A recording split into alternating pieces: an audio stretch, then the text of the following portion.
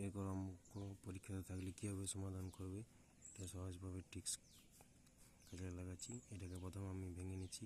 999টাকে আমি লিখতে পারি 1000 - 1 যুক্ত 995/999 ইন্টু 999। এই 999 দিয়ে এই পুরোটাকে গুণ 1000-এর সাথে এটা গুণ করলে 9 3 0 যুক্ত 999 যুক্ত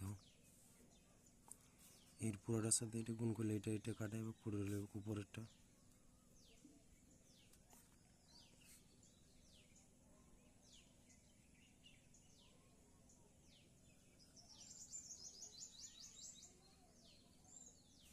এই দুটাই যোগ বিয়োগ করলে -4 হবে। এবার দুটোই বিয়োগ করলে